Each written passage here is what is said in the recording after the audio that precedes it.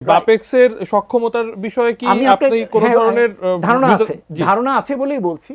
বাপেক্সের land base যেটাকে আমরা অনশোর বলি সেটাতে সে পূর্ণ সক্ষম, সুতরাং সেই জায়গাগুলোই সেটা করতে পারে। মানে বাপেক্স এখন পর্যন্ত যা কার্যক্রম চালাচ্ছে সন্তুষ্টি। হ্যাঁ, আমি এটা বলছি, আপনাকে বলছি বিগত সরকারের সময় বাপেক্সের উদ্ভাবিত খনিগুলো এগুলোকে গ্যাসপ্রমকে দেওয়া হয়েছে, কোনো কারণ নাই, সে করেছে সেটা তাকে দেওয়া হয়েছে, শুধুমাত্র আমাদের রাজনৈতিক এবং আন্তর্জাতিক সম্পর্কের জায়গা থেকে বিচার করে এগুলো করা হয়েছে। সুতরাং বাপেক্স অনশোরে ইজ ফুললি ক্যাপাবল। আমি অফশোরেরটা আলাদা রাখছি, অনশোরের গুলোই তাকে করতে দেন, তাকে সেগুলোই যথেষ্ট করার তার ক্ষমতা আছে। টাকা বেশি লাগে না, 300 কোটি টাকা লাগে এক একটা করতে, সুতরাং তাকে সেই জায়গায় করার সুযোগটা দেন। এটা হচ্ছে একটা দিক। দ্বিতীয় দিক হচ্ছে যে কয়লায় যাওয়ার কোনো দরকার নেই।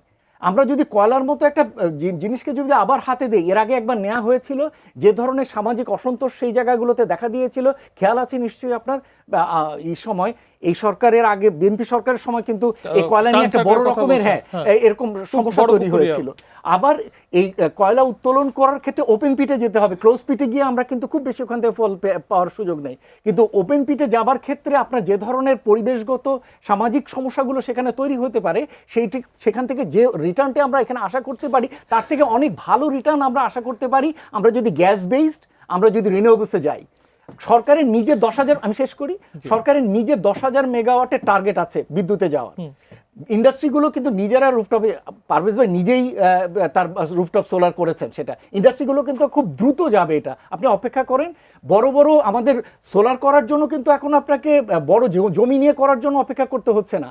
এখন বাসাবাড়ি রুফটপ ইন্ডাস্ট্রিগুলো দিয়ে তারা এক্সপেনশনটার দিকে তারা যাচ্ছেন। ইন্ডাস্ট্রিগুলো কিন্তু এখন ডিউটি স্ট্রাকচারের অপেক্ষা করছে না। সোলারের যদি মনে হয় সাম্প্রতিক বছরগুলোতে বাংলাদেশে নতুন করে জাতীয় গ্রিডেও সোলারের কিছু বিদ্যুৎ আসছে, সেটাও আসবে। কিন্তু ম্যাস প্রোডাকশনের কথা যখন বলা হয়, যখন সুলভ মূল্যে বিদ্যুতের কথা যখন বলা হয়, একই সাথে দেশের বাংলাদেশের যে আর্থিক কাঠামো বা আর্থিক সক্ষমতা সেটার কথা যদি বলা হয়, চাইলেই কি আমি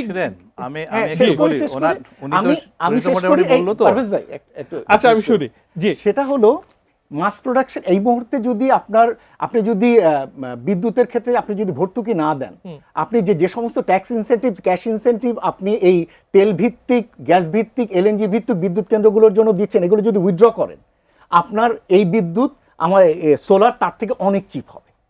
এবং এমনকি আপনাকে আমি শেষ করছি, এমনকি আপনি ব্যাটারি দিয়ে, আমি বলছি ব্যাটারি দিয়েও যদি আপনি চালান, তাহলে পিক আওয়ারে আপনাদের যে ডিজেল অপারেটেড যে সমস্ত বিদ্যুৎ কেন্দ্রগুলো চলে তার থেকেও এটা চিপার ব্যাটারি দিয়ে। আমাদের এখানে সাবসিডি দিয়ে কৃত্রিমভাবে এটাকে চিপার করে রাখা হয়েছে, সেই জায়গা থেকে সরে আসা।